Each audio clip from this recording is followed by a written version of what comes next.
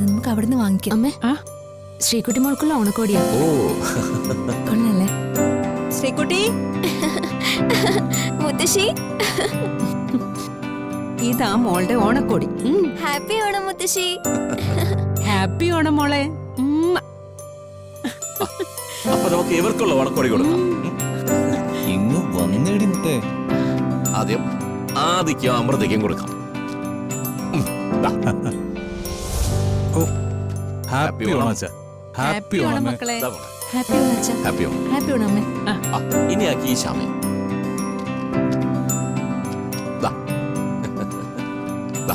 അകിക്കും ശ്യാമയ്ക്കുള്ള ഓണക്കൊടി. Thank you sir. Happy Onam. Happy Onam. Happy Onam. Happy Onam മക്കളെ. ഹാപ്പി ഓണം.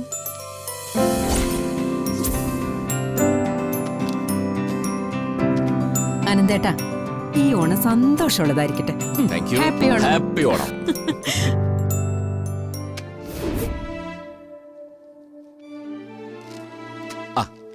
ഇനി എന്റെ പ്രിയതമയ്ക്ക് ഓണക്കൊടി. ഹാപ്പി ഓണം. Thank you. അമ്മേ,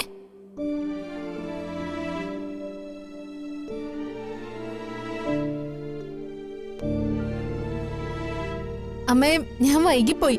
ഓണക്കോടി എനിക്കും താമേ. അച്ഛാ, നല്ലൊരു ഓണായിട്ട് എനിക്ക് ഓണക്കോടി വാങ്ങിച്ചില്ലേ?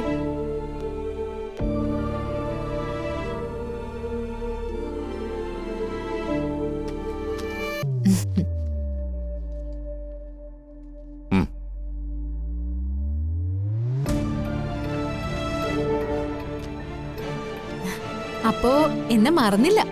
ആരും മറന്നിട്ടൊന്നുമില്ല. പിന്നൊരു കാര്യം പറയാം.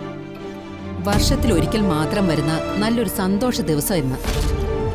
ഇന്നൊരു ദിവസമെങ്കിലും നീ മനസ്സൊന്ന് നേരെ വെക്കണം. വെറുതെ ഇവിടുത്തെ മറ്റുള്ളവരുടെ കൂടി സന്തോഷം കളയരുത്.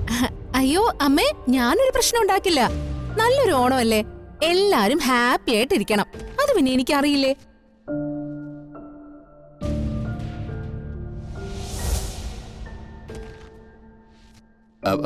എന്നാൽ എല്ലാവരും പുതിയ ഡ്രസ്സൊക്കെ ഇട്ട് വരും. ഒരുമിച്ചിരുന്ന് സദ്യ ഉണ്ണണം. വാ. അല്ല, എല്ലാരും പോയാലോ? അല്ല, അരുണും അശ്വതി എവിടെ? ഇപ്പോഴാണ് ഞാൻ ശ്രദ്ധിച്ചത്. അവരെവിടെയാണോ ചോദിച്ചത്? എന്റെ അമ്മ മുത്തശ്ശിക്ക് ഓണക്കോടി കൊടുക്കാൻ പോയതാ. അപ്പോ അരുണോ? അരുണങ്ങളും അമ്മയ്ക്കൊപ്പം പോയി. അത് ആരോട് ചോദിച്ചിട്ടാ അവരൊരുമിച്ച് പോയത്? ഇത് പറ്റില്ല, ഞാൻ സമ്മതിക്കില്ല. ഐശ്വര്യ, ഞാൻ മുമ്പേ പറഞ്ഞു ഓണമാണെന്ന് ആ സന്തോഷം കളയാൻ നിൽക്കരുതെന്ന്. ഇപ്പൊ എന്റെ സന്തോഷം കളഞ്ഞ് ആരും ഇവിടെ സന്തോഷിക്കണ്ട.